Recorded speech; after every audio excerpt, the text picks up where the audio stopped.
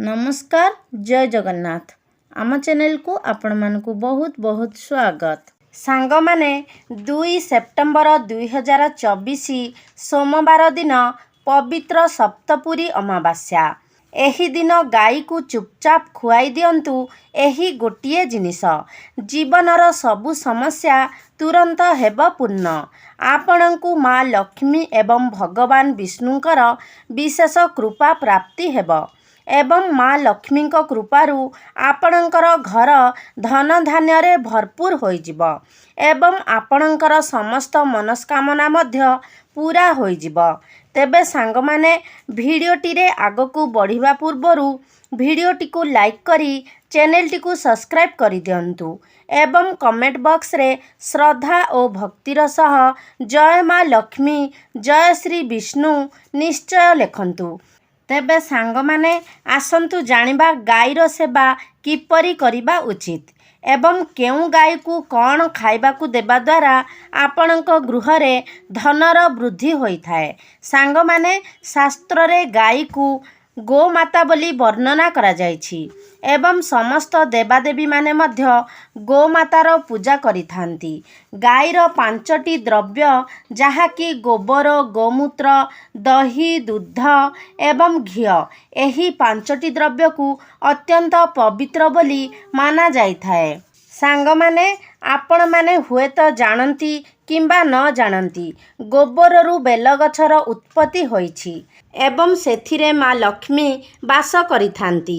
सेथिपाई बेलवृक्ष को श्री वृक्ष बोली मध्य कुहा जाइथाए।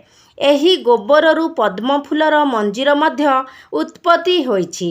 आपण माने जानिथिबे प्राचीन कालरू ही प्रत्येक मांगलिक कार्य क्षीरर व्यवहार करा जाइथाए एवं सबु मांगलिक पदार्थ मध्य दहीरू उत्पन्न होइअछि। घीयरू अमृतर उत्पत्ति होइछि जहाँ समस्त देवादेवींकर तृप्तिर साधन होइथाए। गोमातांक शरीर रे 33 कोटी देवादेवींकर निवास होइथाए। गाईटी अत्यंत निर्मल शांत पवित्र एवं निष्पाप प्राणी होइथाए।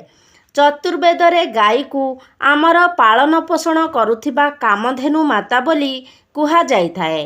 गाईर दर्शन मात्रे ही मनुष्यर हजारे पापर नष्ट हो जाइथाए। सेथिपाई एही निष्पाप गोमाता उपरे कदापि भी अत्याचार करिबा उचित नुहे।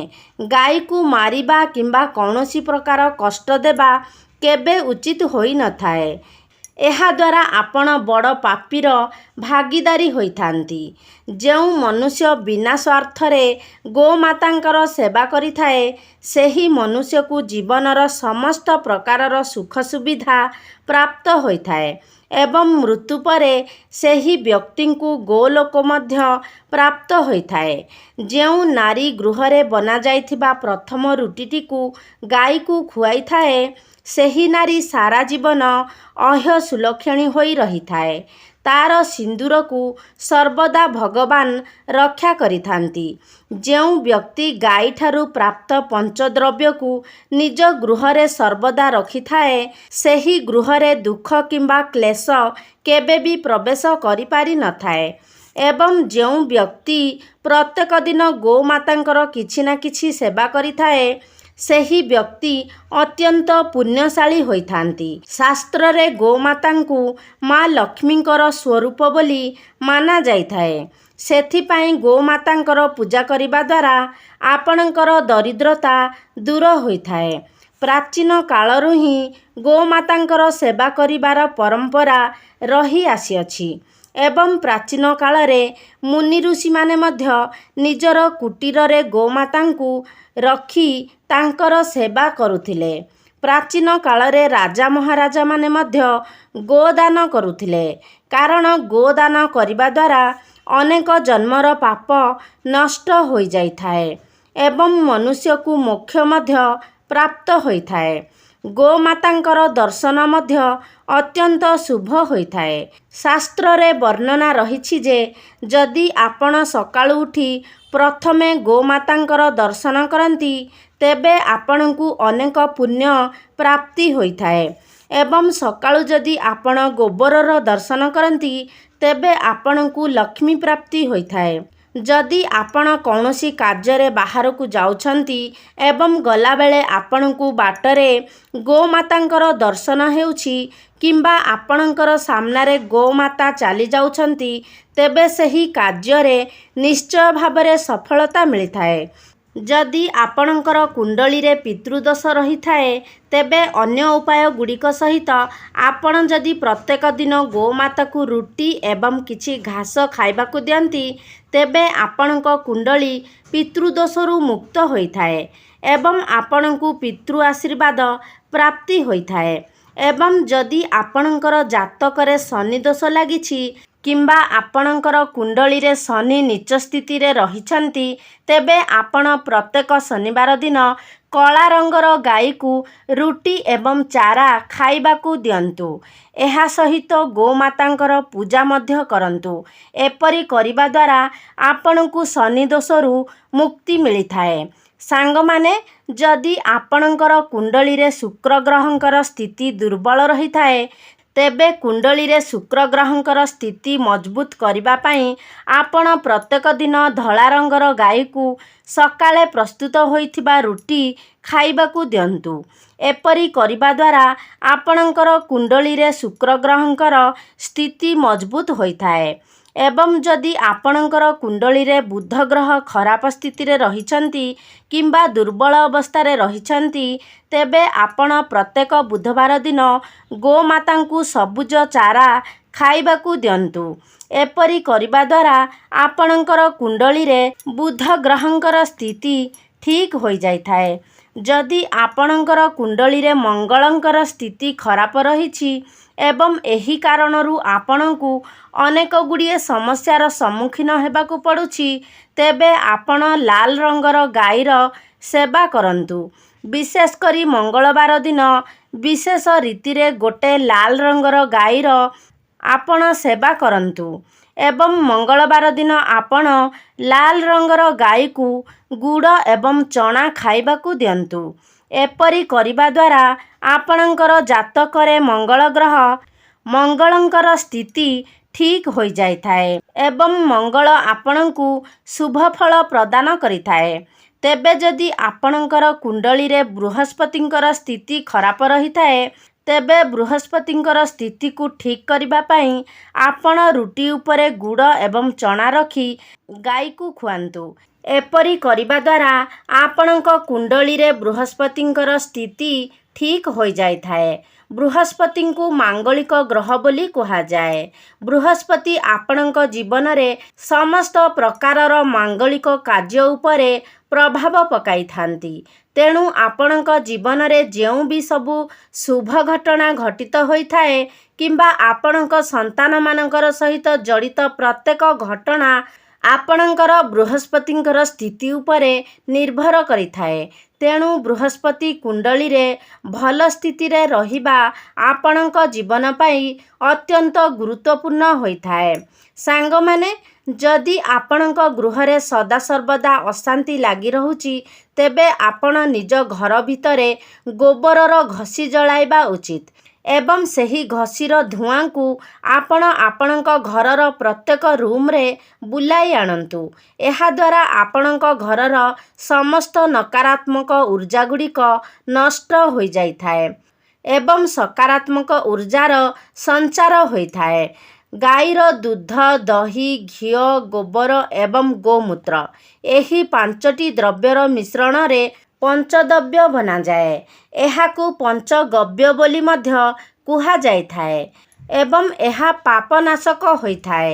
ସାଙ୍ଗମାନେ, ଯଦି ଆପଣଙ୍କ ମୁଖ୍ୟ ଦ୍ୱାର ନିକଟକୁ ଗୋମାତା ଆପେ ଆପେ ଆସନ୍ତି, ତେବେ ଆପଣ ତାକୁ ଖରାପ ବ୍ୟବହାର ନ ଦେଖାଇ ଆପଣ କିଛି ନା କିଛି ଖାଇବାକୁ ଦିଅନ୍ତୁ।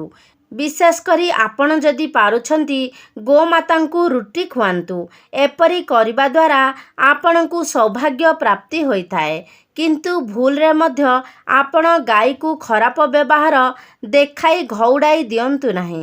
କାରଣ ଗାଈ ଯଦି ଆପଣଙ୍କ ଘରୁ ମନ ଦୁଃଖରେ ଫେରିଆସେ, ଉଦାସ ହୋଇ ଫେରିଆସେ, ତେବେ ଆପଣଙ୍କ ଗୃହରୁ ମା ଲକ୍ଷ୍ମୀ ମଧ୍ୟ ଚାଲି ଆସିଥାନ୍ତି।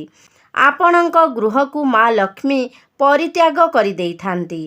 प्रत्येक दिन घरर नारी माने गाई पाई एक रुटी बनाइबा उचित एवं सेई रुटीटी को श्रद्धापूर्वक गाई को खाइबाकू देबा उचित।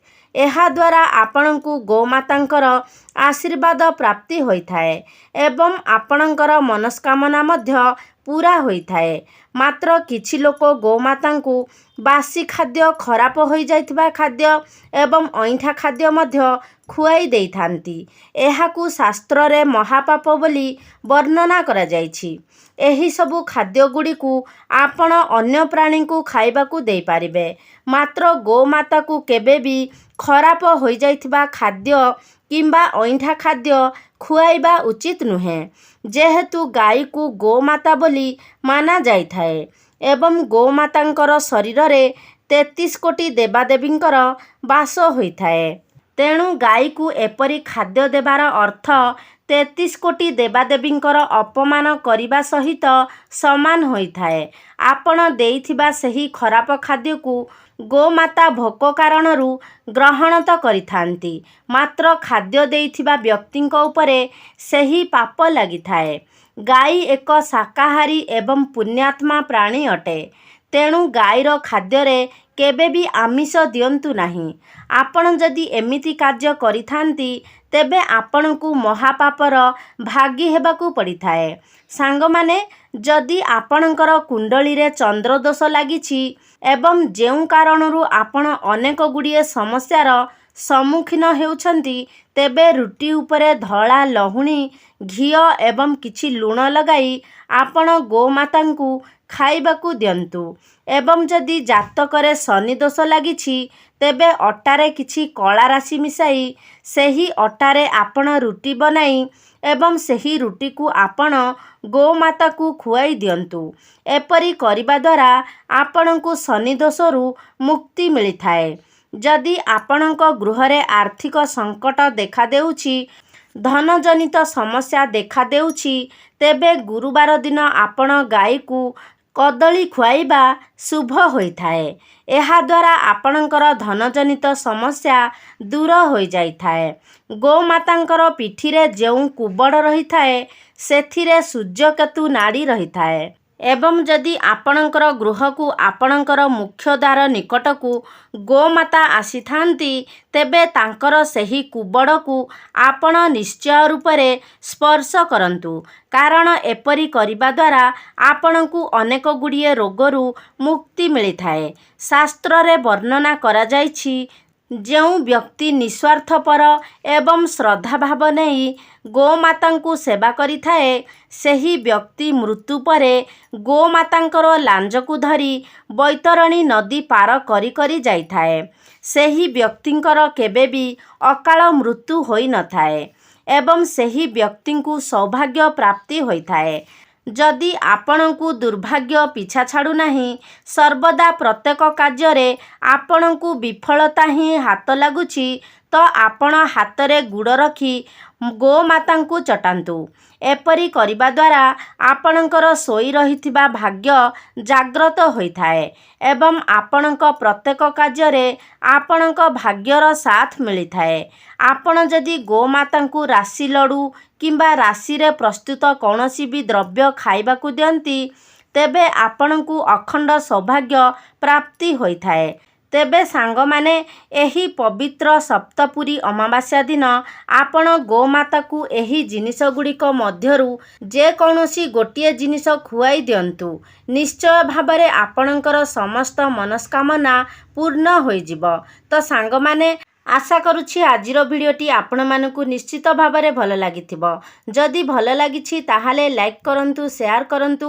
ଆମ ଚ୍ୟାନେଲକୁ ଯଦି ସବସ୍କ୍ରାଇବ୍ କରିନାହାନ୍ତି ତାହେଲେ ସବସ୍କ୍ରାଇବ୍ କରିଦିଅନ୍ତୁ। ସର୍ବେ ଭବନ୍ତୁ ସୁଖିନଃ। ଧନ୍ୟବାଦ।